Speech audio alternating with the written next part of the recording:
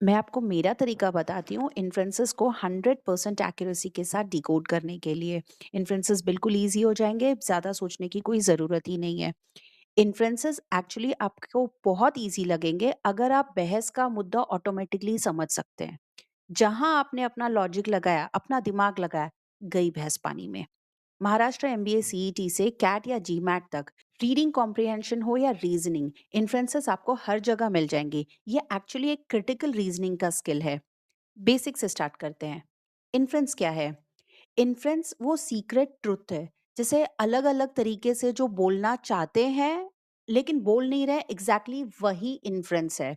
It is something the author implies but doesn't actually से out loud. हमें क्या करना है? सबसे पहले आप स्टेटमेंट पढ़ें या पैसेज पढ़ें। आप सोचो कि आखिर चल क्या रहा है, माजरा क्या है। उसके बाद डिटेल्स देखो जिनसे सीन सेट हो रहा है, प्रॉपर डिटेल्स। उसके बाद उन डिटेल्स को यूज करके हल्का सा कॉमन सेंस, बिल्कुल हल्का सा कॉमन सेंस यूज करके आप अपना इन्फ्रेंस बना सकते हैं। एग्जाम्पल लेते हैं। Timmy walked into the house with a dripping umbrella and soaking wet shoes. Timmy भाई साहब अंदर आए घर के और उनका अम्ब्रेला और जूते दोनों बहुत ही ज्यादा गीले थे। अब हमें क्या समझ में आ रहा है कि अम्ब्रेला और जूते एक साथ गीले होने का मतलब हो सकता है बाहर जोर से बारिश हो रही होगी, लेकिन कभी किसी ने कहा ही नहीं कि यहाँ बारिश हो रही थी। पर हमें कैसे समझ में आया? Common sense. Exactly, common sense use करके यहाँ पे इन्फ्रेंस यही है कि बाहर बारिश हो रही है। एक हैबिट, पावरफुल हैबिट जो आप अपनी डालिए। जब भी आप कुछ रीड कर रहे हैं, अपने आप से पूछिए कि ऑथर आपको क्या सजेस्ट कर रहा है, क्या इनडायरेक्टली कहने की कोशिश कर रहा है। इससे आपका दिमाग इन्फ्रेंस क्वेश्चंस के लिए हमेशा रेडी रहेगा। एक कच्चा कच्चा फॉर्मूला ले लेंगे। इन्फ्रेंस क्या है? जो फैक्ट या डिटेल दिया हुआ है, बिल्कुल जरा सा लॉजिक ऐड करेंगे, जो लिमिट है स्टेटमेंट की उसी के अंदर, और यही आपका इन्फ्रेंस हो जाएगा।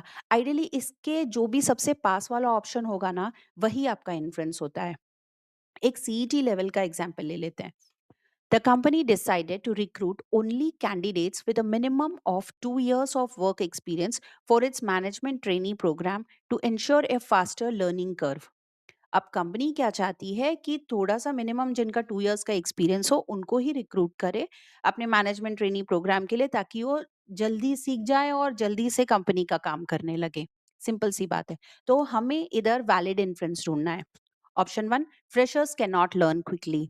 फ्रेशर्स के बारे में तो कुछ कहा ही नहीं है, तो ये रॉन्ग असम्पशन होगा। बिसाइड्स ये कोई प्रूवन फैक्ट भी नहीं है कि जो फ्रेशर्स हैं वो सबसे ज्यादा टाइम लगा देते हैं या सीख ही नहीं पाते हैं। ऐसा कुछ प्रूव्ड नहीं है, तो ये ऑप्शन तो स्ट्राइक आउट हो गया।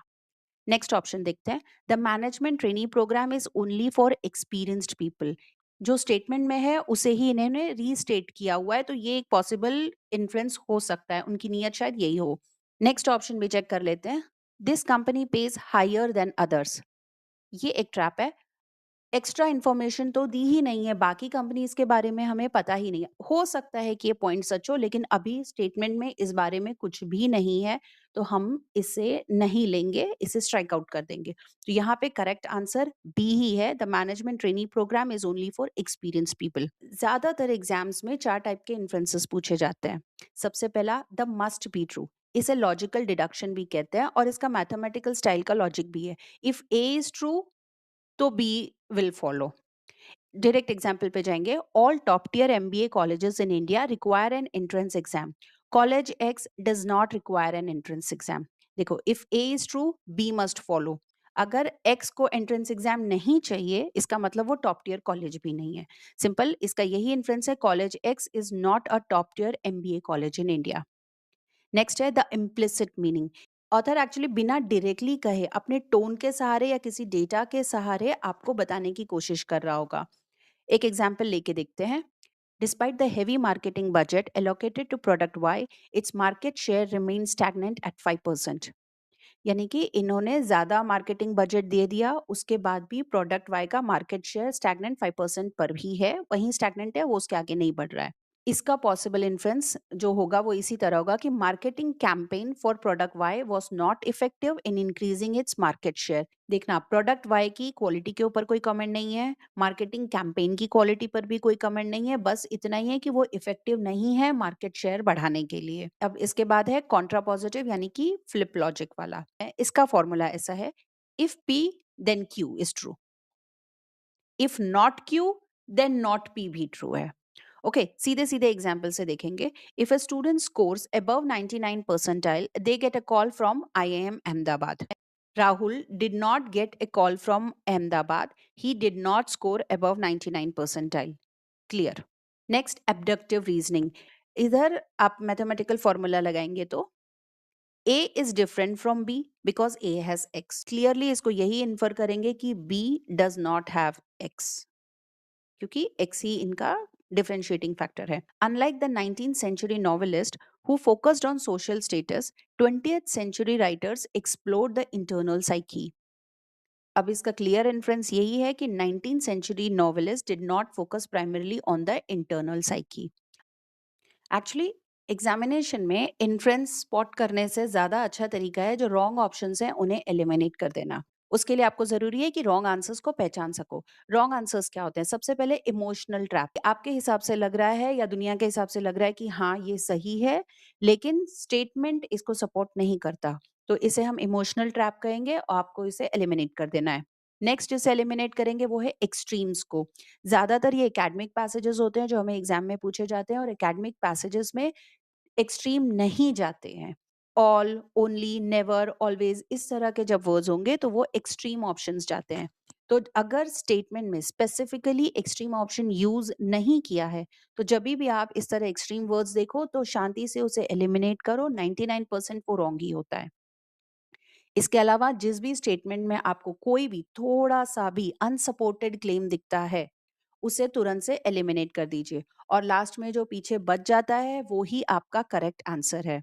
इन्फ्रेंस वही है जो आप स्टेटमेंट या पैसेज से लॉजिकली डिराइव कर सकें। एट द सेम टाइम जो भी उसमें क्लेम होगा उसे पैसेज में ओरिजिनली सपोर्ट किया गया होगा, कुछ भी अनसपोर्टेड नहीं, 100% सपोर्ट किया गया होगा, वही आपका करेक्ट इन्फ्रेंस बनता है। अब ऐसा भी होगा कि आप एग्जामिनेशन में जाओ और आप एलिमिनेट भी कर दो लेकिन आपके पास लास्ट का 1 या 2 ऑप्शन बचता है और आप समझ नहीं पा रहे हो कि इसमें से करेक्ट वाला आंसर कौन-सा है। तो ऐसे केस में 2 टेस्ट है। सबसे पहला test must be true test. इसका मतलब जो भी आपने ऑप्शन सिलेक्ट किया है या आपको ज़्यादा लग रहा है कि यही हो सकता है, उस ऑप्शन पे जाओ और अपने आप से पूछो कि अभी जो टेक्स्ट मेरे पास है, उसके हिसाब से क्या मैं इस ऑप्शन को 100% ट्रू प्रूव कर सकता हूँ या कर सकती हूँ? अगर हाँ, आप प्रूव कर सकते हो, तो क्या ऐसा कोई भी पॉइंट या स्टेटमेंट है जो एज़ अ प्रूफ यूज़ कर सकें, हाइलाइट कर सकें कि हाँ, ये वाला ऑप्शन करेक्ट है? आप इसे मार्क कर लो, यही आपका करेक्ट आंसर है। अब ऐसा भी होगा कि आपके पास 2 ऑप्शन होंगे और आप दोनों में से डिसाइड नहीं कर पा रहे हो, ये कभी-कभी ऐसे डिफिकल्ट क्वेश्चंस भी हो जाते हैं। तो ऐसे केस में हम लोग डिनायल टेस्ट करेंगे। डिनायल टेस्ट में आपको जो भी ऑप्शन होगा, उस ऑप्शन को आप टोटली नेगेट करोगे, 100% उसका कॉन्ट्राडिक्टरी वर्जन यूज़ करोगे और अगर ये कॉन्ट्राडिक्टरी वर्जन ओरिजिनल जो स्टेटमेंट है, उसके लॉजिक को मतलब उसकी धज्जी उड़ा दे, इसका मतलब आपका जो ओरिजिनल ऑप्शन था वो करेक्ट है। लेकिन आपको ख़्याल ये रखना है कि आप हर ऑप्शन को डिनायल टेस्ट के थ्रू नहीं ले जा सकोगे, ये एक्चुअली पॉसिबल नहीं हो पाता है। थोड़ा-सा डिफ़िकल्ट वाला एग्ज़ाम्पल लेंगे एमबीए सीईटी लेवल का। While many believe that the 1929 stock market crash was the sole cause of the Great Depression, economists note that agricultural overproduction and banking fragility had been simmering for nearly a decade prior. Passage में ऐसा कहने की कोशिश की गई है कि 1929 का जो स्टॉक मार्केट क्रैश हुआ था वो अकेला कॉज नहीं है ग्रेट डिप्रेशन के लिए, क्योंकि इकोनॉमिस्ट ने ऐसा कुछ देखा है कि agricultural over production, banking fragility ये भी करीब करीब एक डेकेड से स्लोली स्लोली कुकिंग हो ही रही थी ग्रेट डिप्रेशन के लिए। इन्फ्रेंस ढूंढते हैं। Option A, the 1929 stock market crash did not cause the great depression. Original statement का लॉजिक तो ये है कि भाई 1929 का जो स्टॉक मार्केट क्रैश था वो अकेला कॉज नहीं है ग्रेट डिप्रेशन का, इसका मतलब वो भी एक कॉज है। तो ये ऑप्शन तो गलत हो जाता है। Option B, the great depression was the worst economic event in history.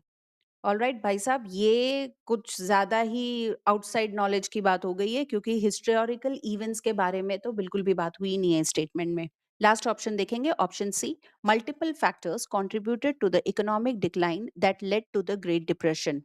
Alright, correct, यही सही है, क्योंकि इधर ऑथर भी बिल्कुल यही कहना चाहते थे कि एक से ज़्यादा फैक्टर्स थे ग्रेट डिप्रेशन के लिए, और यही इधर ऑप्शन में भी आ गया है।